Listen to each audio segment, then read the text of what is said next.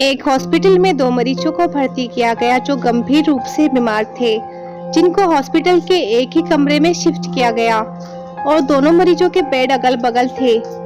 एक मरीज को खिड़की के पास वाला बेड मिला और उन्हें हर दोपहर 1 घंटे के लिए अपने बिस्तर पर बैठने की अनुमति दी गई, जिससे उसके फेफड़ों से तरल पदार्थ निकल सके, जबकि दूसरे मरीज को अपना सारा समय अपनी पीठ के बल सपाट लेटे हुए बिताना पड़ा। दूसरे दिन दोनों मरीजों का आपस में बोलचाल होने लगा और दोनों घंटों तक बात किया करते। दोनों अपने जीवन, अपनी नौकरी, बच्चों और पत्नियों के बारे में बात किया करते। एक दिन खिड़की के दूसरी तरफ के मरीज ने खिड़की की तरफ वाले मरीज से कहा कि क्या वो बता सकता है कि खिड़की के बाहर क्या हो रहा है, क्योंकि वो बहुत उब चुका है। उस दिन से खिड़की के पास का आदमी खिड़की के बाहर दिखाई देने वाली सभी चीजों का वर्णन करने लगा। उस आदमी ने बताया कि बाहर एक सुंदर झील और एक सुंदर पार्क है। बहुत सारे बच्चे पार्क में खेल रहे हैं। बहुत सुंदर सुंदर फूल लगे हुए हैं। झील में बतखें तैर रही है। दूर सड़क दिखाई दे रही है जिस पर गाड़ियां आती जाती दिख रही है। आसमान में पंछी उड़ते दिखाई दे रहे हैं और शहर के क्षितिज का एक अच्छा दृश्य दूर से देखा जा सकता है। दूसरा मरीज उनकी बातें सुनता और कल्पना करता। अब खिड़की वाला मरीज रोज 1 घंटे उसको खिड़की के बाहर की दुनिया के बारे में बताता और दूसरा मरीज उसकी बातें सुनकर कल्पना करता। एक दोपहर खिड़की वाले मरीज ने बताया कि एक परेड निकल रही है जिसके आगे स्कूल के बच्चे हैं और उनके पीछे नौजवान।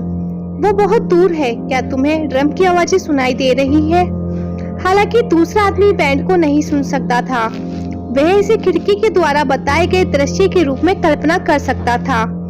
इसी तरह खिड़की की साइड वाला मरीज रोज बाहर के दृश्य के बारे में बताता और दूसरा मरीज इसकी कल्पना करता। इसी तरह दिन और हफ्ते बीतते गए। एक सुबह हॉस्पिटल की नर्स दोनों रोगियों की स्थिति की जांच करने के लिए आई। पहले उसने खिड़की वाले मरीज की जांच की और उसने पाया कि वो मरीज मर चुका है। उस व्यक्ति ने शांति पूर्वक अपनी नींद में ही अपनी मौत को गले लगा लिया था।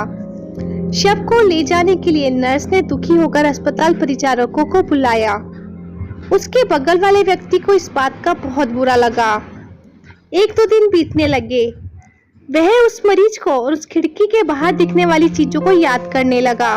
खिड़की से बाहर झांकने और बाहर की खूबसूरत दुनिया को देखने की उम्मीद में उस आदमी ने नर्स से पूछा कि क्या उसे खिड़की के बगल में ले जाया जा सकता है। नर्स ने उसको खिड़की वाले बेड पर शिफ्ट कर दिया और बताया अब वो थोड़ा थोड़ा बैठ भी सकता है। 1-2 दिन बाद वो बैठने में कंफर्ट हो गया और बाहर देखने के लिए खिड़की की ओर मुड़ गया। लेकिन जैसे ही उसने खिड़की के बाहर देखा वो दंग रह गया। खिड़की के बाहर एक खाली दीवार थी। उसने बड़े आश्चर्य से नर्स से पूछा कि खिड़की के बाहर के दृश्य के बारे में मेरा रूममेट मुझसे झूठ क्यों बोलता था, जबकि यहाँ सिर्फ एक दीवार है। वो जो मुझे अद्भुत चीजें बताता था वो कहाँ से देखता था। उसने नर्स को सारी बातें बताई।